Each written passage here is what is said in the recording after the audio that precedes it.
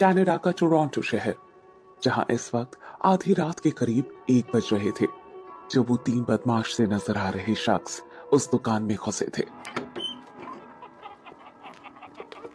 वो दुकान पैब्लो नाम के एक कैनेडियन आदमी की थी, जो काफी बूढ़ा था और अकेला ही अपनी छोटी सी दुकान संभालता था। खैर, रात काफी हो चुकी थी और पिछले कई घंटों से दुकान में एक भी ग्राहक नहीं आया था। बावजूद इसके पैब्लो थोड़ी थोड़ी देर पर बाहर दरवाजे की ओर देख रहा था। शायद उसे किसी के आने का इंतजार था, और कुछ ही मिनटों बाद उसका वो इंतजार खत्म हो गया। बाहर एक कार आकर रुकी और थोड़ी देर बाद ब्राउन कलर की हुडी वाले जैकेट और ब्लैक कलर की जीन्स पहने हुए एक लंबे से युवक ने दुकान के अंदर प्रवेश किया। हुडी वाले उस शख्स को देखते ही पैब्लो ने खुशी से चहकते हुए कहा, आ गए तुम। ये सुनकर वो हुडी वाला भी मुस्कुराया। यूं तो वो कोई रहस्यमयी शख्सियत वाला इंसान नजर आ रहा था, मगर उसकी मुस्कुराहट ऐसी थी मानो सदियों से चली आ रही किसी लंबी और काली रात का अचानक सवेरा हो गया हो। हुडी वाले बंदे ने ठंडे मगर खुशनुमा अंदाज में कहा, आप हर रात मेरा इंतजार करते हैं और तुम हर रात आते थे सिर्फ एक बियर की कैन के लिए, वो भी अपने रेसिडेंस से मीलों दूर, जबकि ये बियर शहर की हर दुकान पर मिल जाती है। कहने के साथ ही पैब्लो ने बियर का एक कैन काउंटर पर रख दिया। हाँ, मगर हर दुकान पर आप नहीं होते ना। पैब्लो एक बार फिर मुस्कुरा उठा और उसे यूं मुस्कुराता देख वो हुडी वाला भी मुस्कुराने लगा। खैर, इसके बाद उसने बियर की कैन उठाई और अपनी जैकेट के बाईं ओर की पॉकेट से कुछ कैनेडियन डॉलर्स निकालकर पैब्लो की ओर बढ़ा दिया। पहले तो हर बार की तरह पैब्लो ने पैसे लेने से मना किया, पर जब उस हुडी वाले ने पैसे ले लेने का आग्रह किया तो हार मानकर उसने वो डॉलर्स रख लिए। एक अरसा हो गया इन तमाम बातों को, मगर तुम हो कि बिल्कुल भी नहीं बदले। आज भी लगता है जैसे वही 23-24 साल का लड़का मेरे सामने खड़ा है, जो आज से ठीक 18 साल पहले मेरी दुकान में आया था अपने लिए एक ठंडी बियर की तलाश में। ये सुनकर वो हुडी वाला शख्स फिर से मुस्कुराया। हुडी वाले ने पैब्लो की चुटकी लेते हुए कहा, हाँ, लेकिन आप बूढ़े हो गए, इसलिए आपको याद नहीं रहा। 18 नहीं, 19 साल हो गए। हाँ, उम्र बढ़ने का एक नुकसान ये भी है, याददाश्त का कमजोर होना। उम्र का बढ़ना भी कुदरत का एक तोहफा है, और इंसान बहुत खुशनसीब है जो उसे ये तोहफा नसीब होता है। पैब्लो, जो उसकी इस बात का मतलब नहीं समझ पाया था, वो उसे अजीब सी नजरों से देखने लगा। क्या कहा? कुछ नहीं, अब चलता हूँ। ठीक है, बाय, टेक केयर ऋषि। उसका नाम ऋषि था। You too Pablo, see you tomorrow. इतना कहने के साथ ही ऋषि दरवाजे की ओर बढ़ गया, पर जैसे ही वो दरवाजे की ओर मुड़ा, अचानक एक भारी भरकम शरीर वाला मोटा इंसान उसके रास्ते में आ गया और वो उससे टकरा गया। सॉरी। ऋषि ने हड़बड़ी में उससे माफी मांगते हुए कहा, जबकि वो मोटा आदमी उस पर ध्यान दिए बगैर ही काउंटर की ओर चल पड़ा।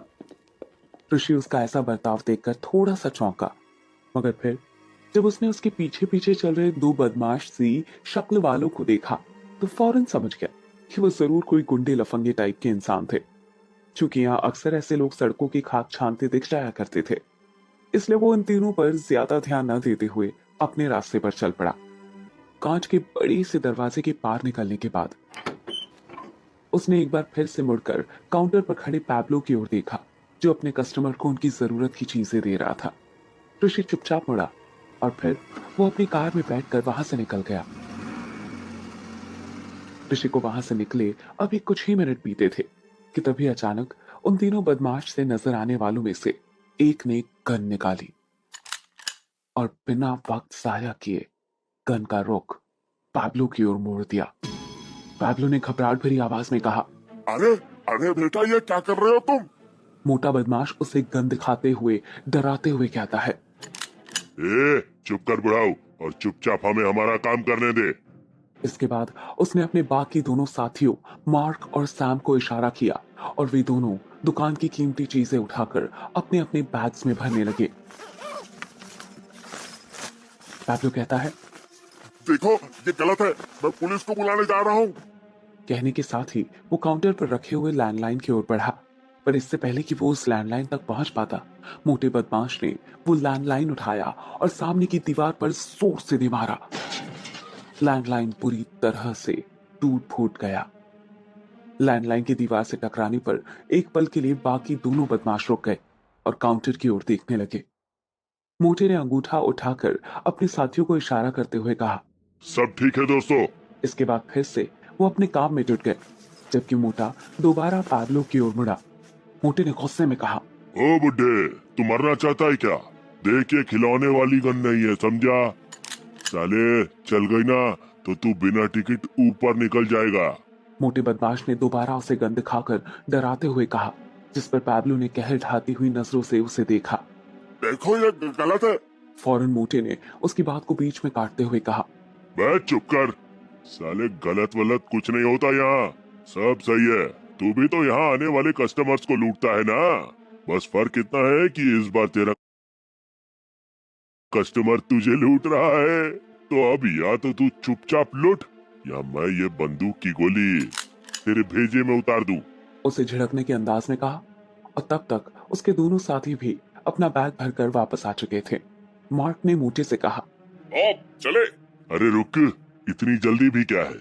बॉब एक बार फिर गन दिखाकर पैब्लो को धमकाते हुए बोला। चल बे बुड्ढे, कैश काउंटर में जितना भी कैश है जल्दी से बाहर निकाल। मगर इस बार वो पैब्लो को डराने में बुरी तरह नाकामयाब रहा। पैब्लो ने गुस्से में कहा, मैं तुम्हें अब एक फुटी कौड़ी भी नहीं देने वाला। तुम जो लूट सकते थे तुमने लूट लिया। अब इससे पहले कि मैं पुलिस को बुलाऊं, निकल जाओ यहाँ से। आगे के शब्द पैब्लो के गले में ही घुटकर रह गए, क्योंकि पैब्लो अपनी बात पूरी कर पाता उससे पहले ही मोटे बॉब ने उस पर गोली चला दी थी।